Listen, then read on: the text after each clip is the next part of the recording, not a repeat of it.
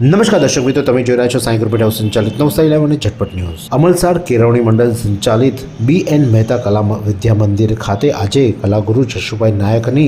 જન્મ શતાબ્દી ઉજવણી વર્ષ સમાપન સમારોહ યોજવામાં આવ્યો હતો અને જેમાં મોટી સંખ્યામાં લોકો ખાસ ઉપસ્થિત રહ્યા હતા અને કનુભાઈ પટેલ જે ચિત્રકાર છે તેઓ પણ ખાસ ઉપસ્થિત રહ્યા હતા, જે તેમના શિષ્ય હતા અને તેમના હાથ નીચે તેઓ શીખ્યા હતા તેવા કનુભાઈ પણ આજે આ કાર્યક્રમમાં ઉપસ્થિત રહ્યા હતા। 1925 તારીખ ને 12મો મહિનો એટલે કે આજનાથી બરોબર 100 વર્ષ પહેલાં જશુભાઈ નાયકનો જન્મ થયો હતો અને તેમના આજે શતાબ્દી વર્ષની ઉજવણી કરવામાં આવી અને જેને લઈને તેમના જે કલા ક્ષેત્રે જે લોકો તેમની હાથ નીચે જે ભણ્યા હતા તે લોકો આજે તેમની સંસ્થામાં ઉપસ્થિત રહ્યા। 63 વર્ષથી આ સંસ્થા ચાલી રહી છે।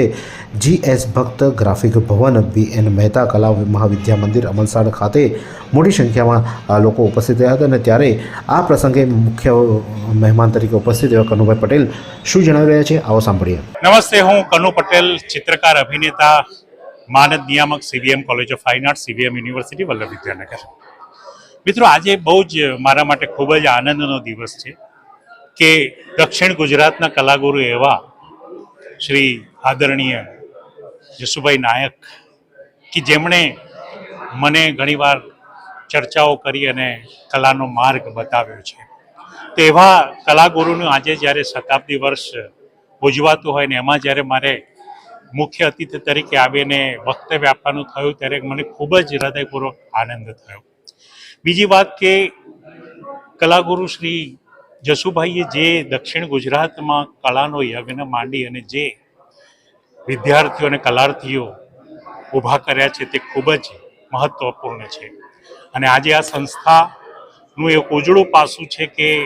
હૃદયપૂર્વક તેનું નામ કળા જગતમાં લેવાય છે। તો એવા આજે કલાગુરુના શતાબ્દી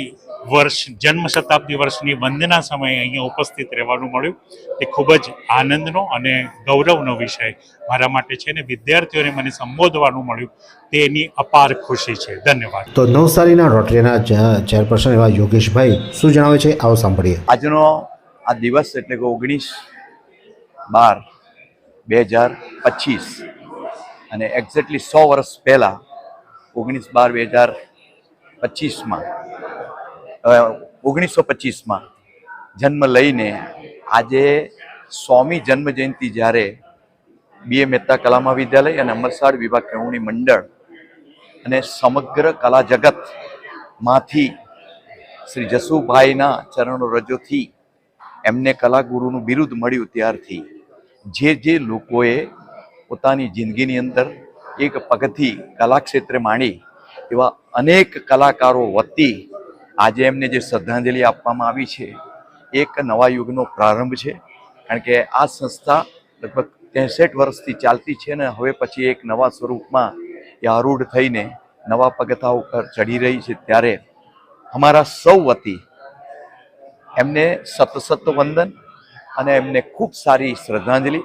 અત્યારે જે અમારા મુખ્ય મહેમાન હતા શ્રી કનુભાઈ પટેલ, એમણે જે વાત કરી કે એમની જે વિચારધારા હું માણસ બનું તો ઘણું, એટલે કે કોઈ પણ કલાકાર બને તે પહેલાં એ માણસ સ્વરૂપે હોવો જરૂરી છે અને જો એ સાચો માણસ બને તો 100% કલાકાર સારી રીતે બની શકે ને સારા માણસ બની શકે અને સમગ્ર બૃહદ સમાજને ક્યાંક ને ક્યાંક સામાજિક ઉત્તરદાયિત્વ સાથે